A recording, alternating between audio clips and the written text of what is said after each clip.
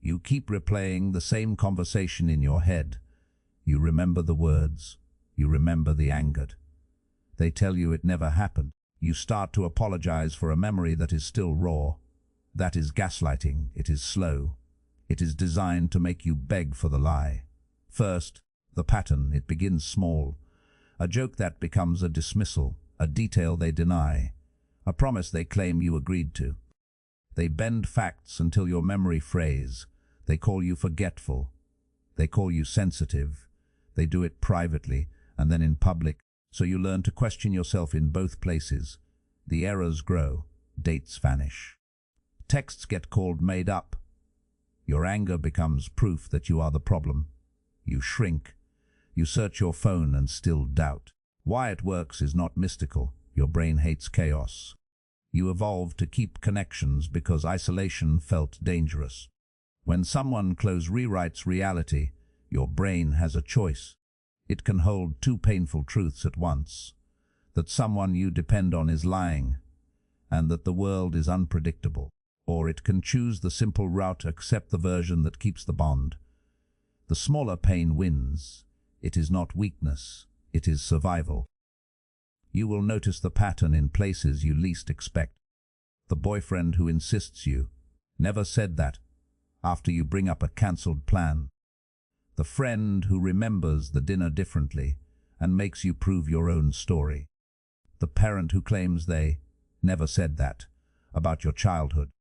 The boss who contradicts your meeting notes and then calls you defensive when you push back. In every case, the same tiny erosion happens. Your certainty, your sense of timeline, your right to feel offended. They add techniques that never seem severe alone. They laugh off your upset. They shift the goalposts mid-argument. They answer a direct question with a rhetorical trap. They blame you for questioning them. They puncture your confidence in private, then act kind in front of others. They throw in random kindness at intervals that make leaving feel like loss. That unpredictability keeps you invested. You chase the warmth that comes occasionally. You tolerate the cold that is constant. Watch what your body does. You start apologizing first. You preface. You ask permission to be angry. You edit yourself down. Your stomach tightens before you speak. You rehearse conversations. You check your tone for flaws that aren't there. Those are not quirks. They are adaptations. When someone repeatedly tells you you are wrong, you become practiced at being wrong. You save energy. You stop risking the rupture. Here is the hidden mechanism most miss. Gaslighting attacks the scaffolding you use to trust yourself.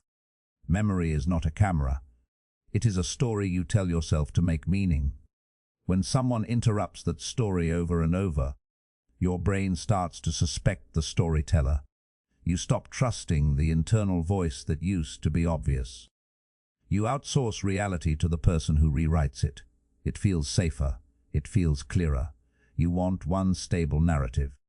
A false narrative that includes them is less frightening than a chaotic truth without them. There is another engine under it: the social cost of being right. If you name the lie, you risk being disbelieved by others who see the gaslighter as reasonable. People prefer tidy stories, so you become the person who looks unstable, overreactive, dramatic. That social risk trains you to bury complaints. You stop reporting things. You stop explaining. You stop trusting witnesses who hesitate to choose sides. Silence becomes another nail. You miss the early alarms because they sound like care. A concern about your mood, a warning about how intense you are, an insistence that they only want what's best for you.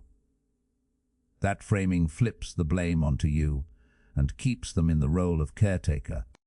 When you accept that role, you also accept their version of reality. The caretaker becomes the editor of truth.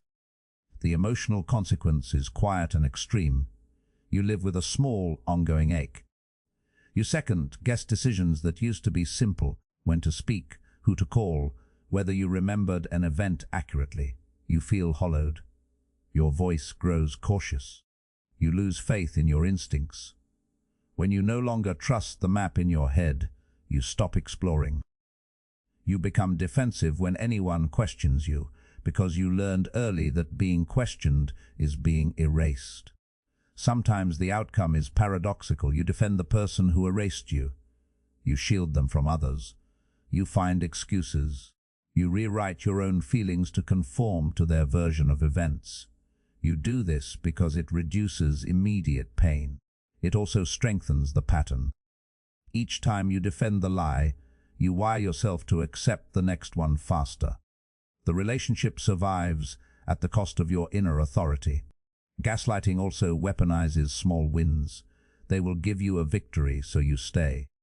They will admit one small fault and then act like the apology proves they're fundamentally good. You cling to that token of truth. You forget how often they denied you. The small wins are bait. They are a contract. I hurt you. You accept my version. And I will occasionally be kind enough to prove I'm not a monster. That kind of mercy feels like proof of love. It is not. There is a social trick that makes it worse. People prefer stories with a hero. The gaslighter often positions themselves as that hero, the person rescuing you from your supposed flaws. When you start to believe you are the one who needs rescuing, you stop being able to see the rescuer's abuses. Your defenses fold. You beg for the lie because the lie contains the rescue. In the end, the real harm is not a missing memory. It is a lost sense that your inner voice is valid. You begin to treat your feelings as negotiable. You check them before you act. You ration them. That is the quiet power of gaslighting. It turns your internal truth into a thing you need permission to feel. Think of the last time you defended someone who made you doubt yourself. Remember how your body softened when they discounted your complaint. Remember how safe that softness felt for a moment. That is the moment they want. That is the moment you traded clarity for calm. That trade is the core of the abuse. The final, brutal truth: they did not just lie to you. They broke the parts of you that would notice the lie.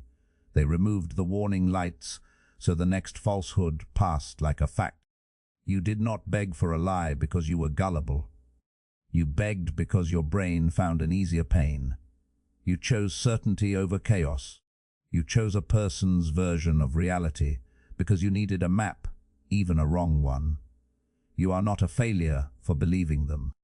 You are a human who chose a path your nervous system offered. That is the cold realization that sits at the end of this pattern. When the person who should reflect your reality starts to rewrite it, your first instinct is not rebellion. It is repair. You go searching for reasons why you are at fault because repair feels doable. You defend the lie because defending the lie keeps the map. That is the last thing to understand. The lie becomes a lifeline. The plea for it is a survival strategy disguised as devotion. Once you see that, the pattern stops feeling mysterious. You see the mechanism. You see why you did what you did. You see how carefully the erosion was built around the parts of you that wanted to survive.